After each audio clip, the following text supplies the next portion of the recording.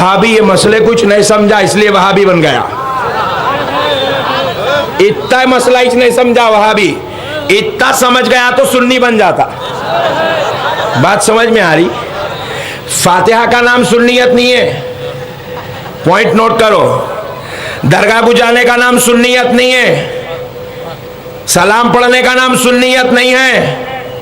आप सुन्नी हैं इसलिए फातिहा देते, आप सुन्नी हैं इसलिए सलाम पढ़ते हैं, आप सुन्नी हैं इसलिए दरगाह को जाते हैं, आप सुन्नी हैं इसलिए नबी मुहतरम अलैहिस्सलाम की बारगाह अक़दस में सलात व सलाम का नजराना पेश करते हैं, आप सुन्नी हैं इसलिए चादर गुल पेश करते हैं, आप सुन्नी हैं इसलिए मज़ारों पर हाजिरी देते हैं, आप सुन्नी हैं इसलिए आप कुंडों की फातिहा करते हैं, आप सुन्नी हैं इसलिए बगदाद वाले पीर की फातिहा करते हैं, आप सुन्नी हैं इसलिए आप गरीब नवाज की फातिहा करते हैं। मगर याद रखो 11वीं की फातिहा से सुन्नियत नहीं है, 11वीं की फातिहा से सुन्नियत नहीं है, गरीब नवाज की फातिहा से सुन्नियत नहीं है, शमना पीरा के फूल के चादर से सुन्नियत नहीं है। याद रखो मुसलमानों, सुन्नियत का ताल्लुक चादर या झंडे का नाम नहीं है, सुन्नियत फातिहा सलाम का नाम नहीं है, अजमत मुस्तफा को दिलो जान से कबूल करने का नाम सुन्नियत है, मोहब्बत रसूल में मरने का नाम सुन्नियत है, ताज़ीम रसूल का नाम सुन्नियत है,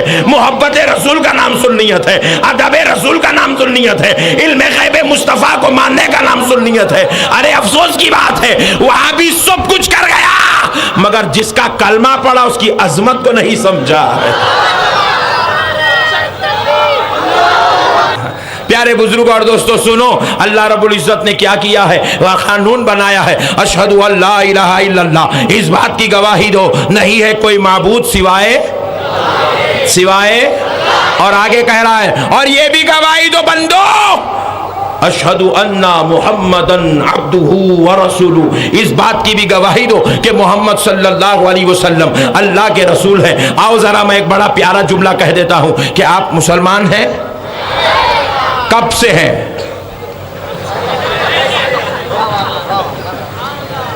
कब से हैं देखता हूं, जल्दी बोलो। हाँ, वाह वाह वाह, सुभान अल्लाह, जब से पैदा हुए तब से मुसलमान हैं, पक्का ना? जोर से बोलो। तो जरा मैं ये पूछना चाह रहा हूं, पैदा हुए तो मुसलमान कैसा बने? पॉइंट टू भी नहीं भाई, अपनी हकीकत अपने को मालूम हो गए तो नबी की अजमत खुद ही समझ में आ जाती। जो आदमी खुद को नहीं समझा उन्हें नबी को क्या समझता? जो खुद को समझ गया तो नबी का मर्तबा समझ जाएगा, नबी की अजमत को समझ जाएगा, नबी के मकाम मर्तबे को समझ जाएगा। अब जरा बताओ आप कब से मुसलमान हैं? जब से आप पैदा हुए हैं तब से मुसलमान हैं। फिर मैं पूछ रहा हूं कि आप पैदा हुए तो मुसलमान कैसे हो गए? हाँ, ये बड़ा जुमला है कि बाप दादा मुसलमान थे, मगर ये गलत है। टेंशन न करो, आए हैं मौलाना साहब तो कुछ सीख लो। बाप दादा मुसलमान थे तो आप मुसलमान होना जरूरी नहीं है, क्योंकि काफिर के घर में मुसलमान पैदा हो सकता है और मुसलमान के घर में काफिर पैदा हो सकता है। बात समझ में आ रही भाई? हमारे बाप दादा मुसलमान थे लेकिन उनके घर में पैदा होने से हम मुसलमान नहीं हुए। पॉइंट नोट किया जाए, बड़ी बात समझा रहा हूं। हम मुसलमान क्यों हैं इस बात को समझो। ये अलग बात है कि हमारी मुसलमानियत का ताल्लुक पैदाइश से है। मुअज़्ज़ज़ सामीन कराम, हम 14 साल की उम्र में मुसलमान नहीं बने, हमने नमाज पढ़ी तो मुसलमान नहीं बने, हम रोज़ा रखे तो मुसलमान नहीं बने, हम ज़कात दिए तो मुसलमान नहीं बने, हम हज करें तो मुसलमान नहीं बने। हम तो मुसलमान उस वक़्त से है जब अपने माँ के पेट से जन्म लिए थे, उस वक़्त से हमारे इस्लाम से हमारा ताल्लुक जुड़ा हुआ है। मगर बताओ वो कौन सी चीज़ है जो आपको पैदा होते ही मुसलमान बना रही है? अरे एक ही दवाखाना है, 2 बच्चे पैदा हुए हैं, एक ही दवाखाना है, मीरज का गवर्नमेंट हॉस्पिटल है, एक बेड पर मुसलमान पैदा हुआ, दूसरे बेड पर गैर मुस्लिम पैदा हुआ, एक को मुसलमान कहा जा रहा है, एक को काफिर कहा जा रहा है। बात क्या है? जरा गौर करने वाली बात है। बात यह नहीं है कि मुसलमान के पेट से पैदा हुआ या गैर मुस्लिम के पेट से पैदा हुआ। बात यह है कि यह मुसलमान का पेट का बच्चा जब दुनिया में आता है उसको उसकी मां के के पास से लाया जाता है, नर्सें नहला धोला कर दादा के गोद में लाकर देती है, नाना के गोद में लाकर देती है। नाना जान उस बच्चे को गोद में लेते हैं और एक तख्त पे लिटाते हैं, कानों में उंगली लगाते हैं और आवाज देने लगते हैं, अशहदु अल्ला इलाहा इल्लल्लाह, अशहदु अल्ला इलाहा इल्लल्लाह। फिर आगे कहते हैं अशहदु अन्ना मुहम्मदर रसूलुल्लाह। जैसे ये जुमला सुनता है वो ईमान वाला हो जाता है।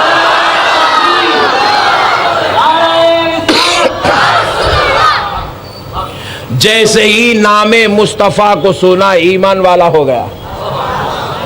नामे मुस्तफ़ा के सुनने की बरकत से ईमान वाला हो गया है। नबी का नाम सुना तो मुसलमान हो गया। उसको काफिर का क्यों कहा जा रहा है? क्योंकि उसके पास अज़ान नहीं हो रही है, उसके पास नामे नबी नहीं सुनाया जा रहा है। अब मीरज के किसी किसी किसी वहाबी को यह टेंशन हो सकता है, मौलाना अशहदु अन्ना मुहम्मद रसूलुल्लाह को आपने शर्त ईमान क्यों कहा?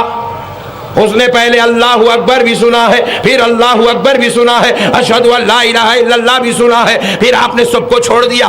उसने बाद में हय्या अलस सलाह भी सुना है, उसमें बाद में हय्या अलल फलाह भी सुना है। अजान में तो उसने सब कुछ सुना है, इकामत में तो खद खामती सलाह भी सुना है, सबको छोड़ा। अशहदु अन्ना मुहम्मद रसूलुल्लाह को क्यों पकड़ लिया है? आओ नौजवानों में तुम्हें एक मसला समझा देता हूँ, जरा गौर करने वाली बात है। वो बच्चा पैदा तो हुआ है, मगर अब आप कह रहे हैं हय्या अलस सलाह, हय्या अलस सलाह, आओ नमाज की तरफ। उन्हें बोला आप बीच पैदा हुए मौल साहब, तुम्हारे पे फर्ज है, तुम नहीं पढ़ रही, मेरे पीछे पढ़ाई क्या जी? बात समझ में आई? वो बच्चे को अजान के सुना के नमाज को बुलाना नहीं है। उन्हें बोले हय्या अलल फलाह, हय्या अलल फलाह, आओ कामयाबी की तरफ। उन्हें बोले आप भी आए हो रे भाई, ठहर। कहीं की कामयाबी नाकामी लगा, तेरे को देखा तो टेंशन में हूं। मौजन साहब दिन में 5 वक्त बुलाए, तू नहीं गया, तू मेरे पीछे क्या पड़ा रे भाई? मसला समझो। बच्चे को ना अज़ान सुनाना मकसद है, बच्चे को ना खदकामती सलाह अकामत के लिए नमाज के लिए खड़ा करना मकसद है, बल्कि बच्चे को अज़ान की शक्ल में नामे मुस्तफ़ा सुनाना मकसद है, नामे मुस्तफ़ा सुनाना मकसद है। इसलिए कि रब ने कानून बनाया है, जो अल्लाह और उसके रसूल को मानता है वो मुसलमान हो जाता है, वो मुसलमान हो जाता है, वो ईमान वाला हो जाता है। आप